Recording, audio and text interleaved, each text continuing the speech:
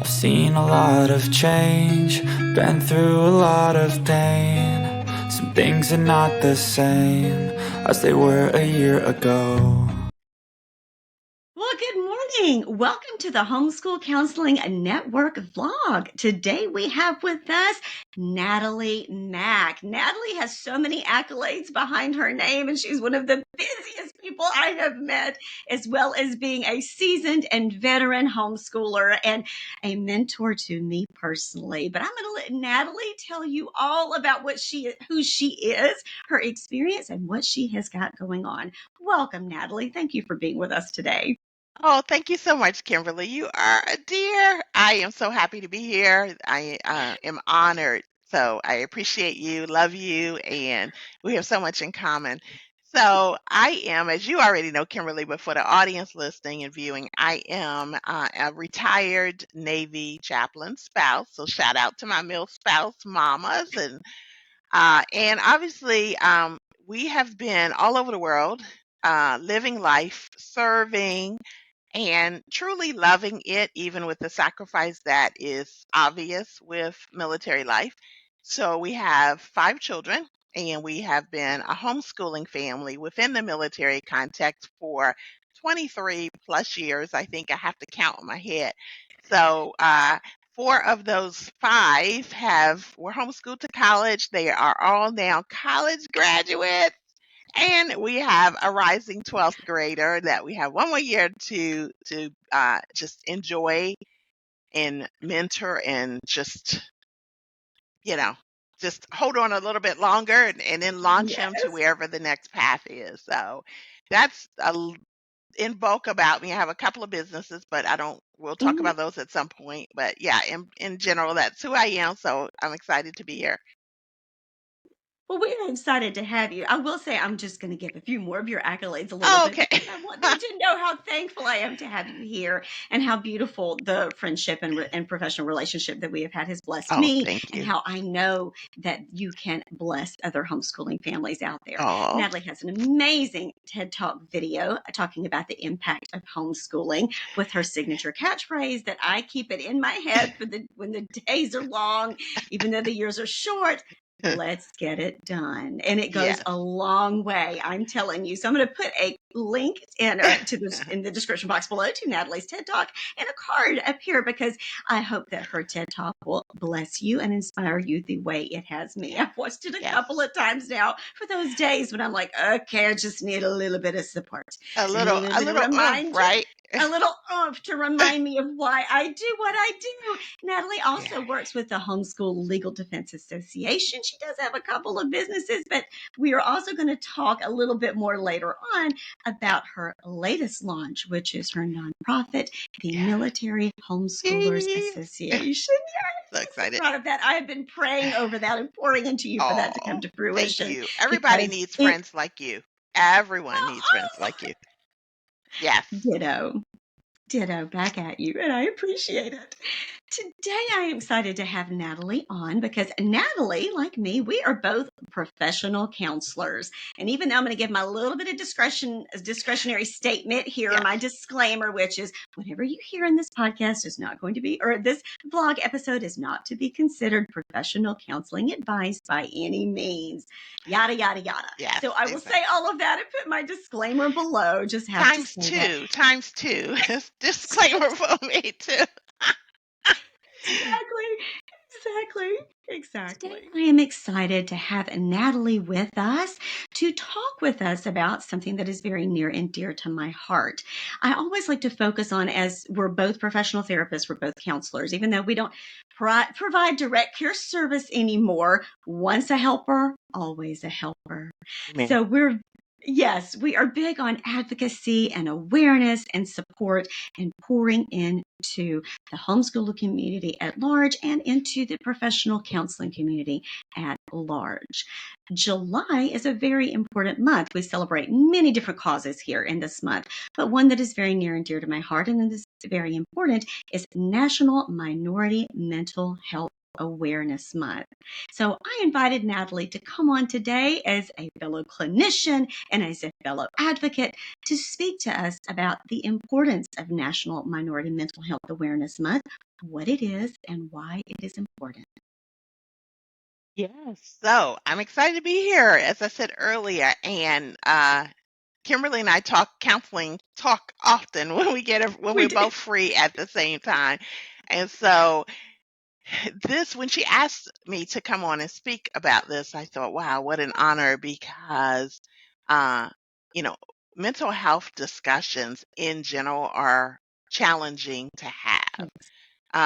And different demographics struggle a little bit more. And there are a variety of reasons for that. So we can go into that. But I wanted to say National Minority Mental Health Awareness Month is really important because it really is a time where um, minority families can receive the information that encourages them to take a look at their own mental Yes. health, just like we do our physical health. But you see some parallels. You see physical health challenges on the rise in minority communities for Mm-hmm. some of the same reasons you see the mental health issues on a rise. And a lot of that Yes. is lack of information, awareness that what you're feeling is a thing or could Mm-hmm. potentially be a thing that needs to be investigated.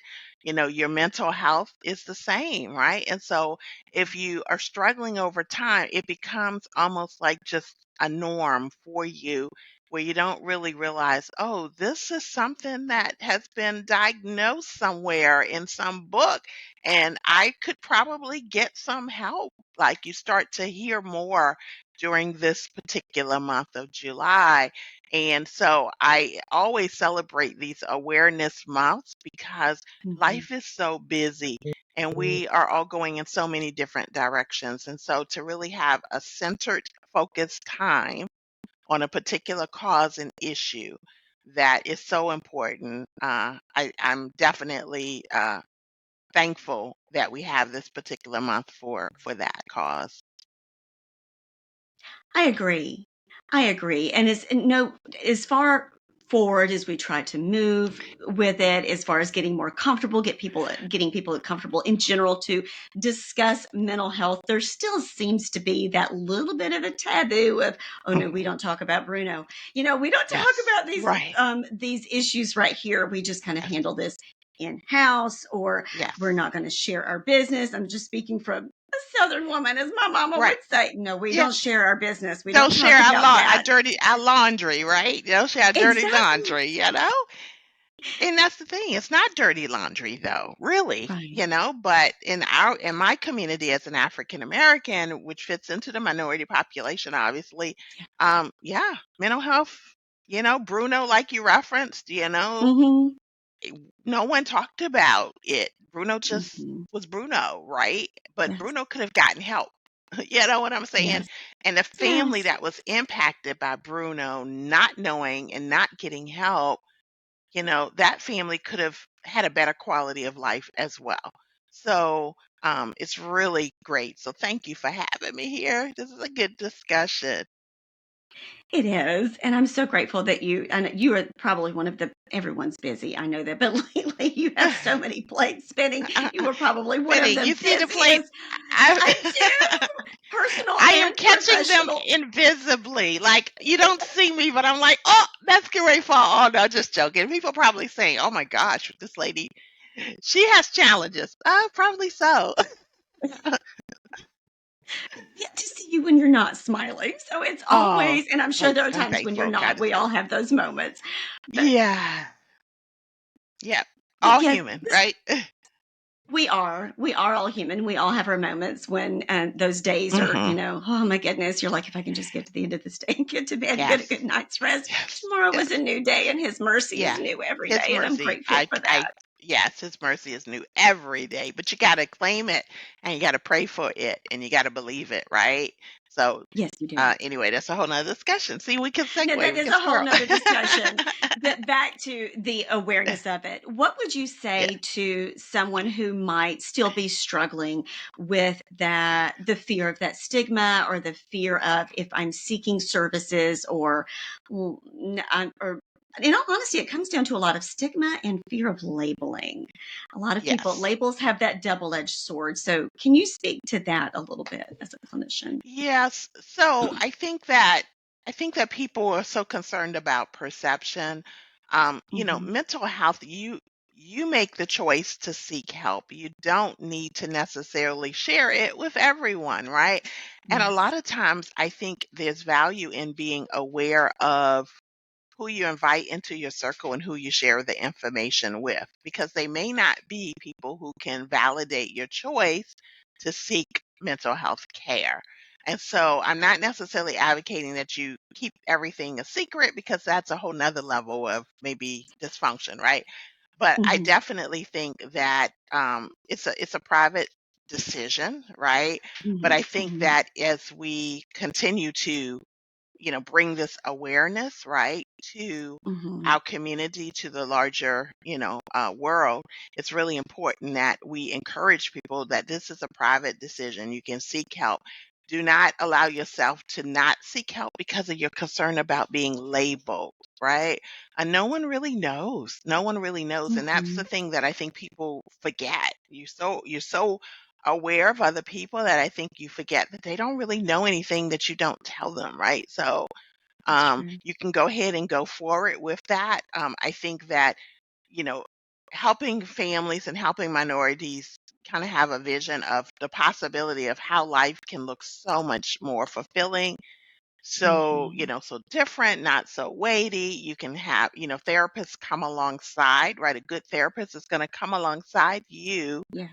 to, you know, to advocate that you take power, you take control. Obviously, I'm a Christian, so I do believe in God having ultimate right control, and there's Mhm. value there, but there's also value in just the practicalness of talking to somebody else that God has provided to you as a therapist. So That's true, and there's yeah, value in talking to someone who is not part of your intimate circle. We all can say, yes, "Oh, well, I can go talk to a friend or I can go talk to a family member." Well, yes, but they're yes, part of the equation. As exactly, I've always said, even to me, you're a clinician, I'm a clinician. We've all had those yes, friends or family members who may have tried to come to us per se during that time yes, and go, "Oh, well, you're a professional. Can't I just talk to you?" yes, yes, No, that's a uh, boundary issue, and here's yes, why. yes, You even if you yes, are the clinician, you yes, cannot. If you were a dermatologist, you wouldn't remove your own skin cancer. right, right, right. That's so true. Very true. Yeah. Um, it's easy to slip it in and say, "Oh, by the way, I've been having like some, Right. sweaty palms. I've been having some racing heartbeats. I've been having some, Hmm. like irrational thoughts, things like that. Yes. Hey, by the way, cousin so and so, what are your thoughts about what's going on?" And it's like, oh gosh, you have to keep those boundaries though, because it's Yeah. really healthier. You know, clinicians, we obviously there's the legalities, we got that. But even Sure. above that, as clinicians, we recognize, or for me, former clinician Mhm. recognizes that, um, you know, I am, it's a healthier for that cousin that I don't help them, right? That I point Right. them towards help. That's how I can help. I can say, I can refer you to a few people. I can get you some names Mhm. of therapists and clinicians, but Yes. it's not a good decision. It really doesn't help that family member if you step into that role, um, because it's really murky. It's really murky. And then you have family members that are part of what's causing the angst, right? It's not funny, but So, it's so true. yeah, so true, Mhm. right? It is, right? Mhm. In so many ways, got so much goes on within families. So much love, but it can also be a lot of dysfunction. So, anyway, there's a lot that we could unpack there. So, Yes. No, I point that out to say that the importance is of, and I agree with you wholeheartedly. One, if you go to a friend or if you go to a family member, you're going to subconsciously kind of pick the one that you know is going to confirm your side of the story, if you will, right. and support Yes. you and not Yes. gently confront you, which is, we talk about the difference between conviction and condemnation, but that they're going to Yes. gently confront you so that you can grow. So that is Hmm. the value of going and seeking outside care or Exactly. seeking those, kind of coming full circle. Yes. That's what I was leading us to in Yes. seeking professional services from someone who is Hmm. obviously not in your family. Doesn't matter if cousin so and so has a PhD and a practice, and hey, they can help me.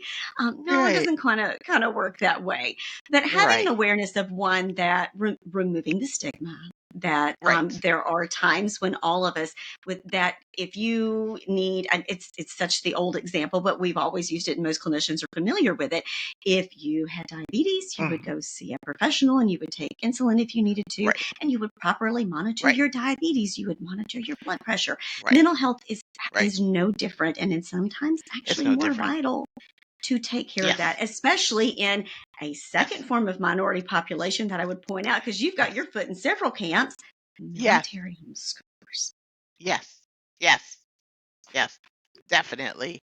The homeschooling population in general, but it's compounded. The potential for that high stress life is there Mm-hmm, because we are military families as well. And mm-hmm, so um, just recognizing that and um, yeah, we could have a whole another conversation mm-hmm, about that topic as well. But yeah, you are definitely right. So and then as a woman, there's that piece there, right? That is another camp that I'm in, like you are. mm-hmm. So Yeah, we don't always take care of ourselves first, um, true. and it's just a daily process, like we talked about, going before God for grace, mercy every day. We don't really think about ourselves too frequently until the awareness surfaces that, oh my gosh, I am so exhausted, right? Like Right. I'm just falling in bed, like, Mm-hmm, those kinds of things. Are you just so exhausted? You just certain things have been kind of happening over time and you haven't slowed down to take notice. And then it becomes a thing, right? So, um, yeah, encouraged.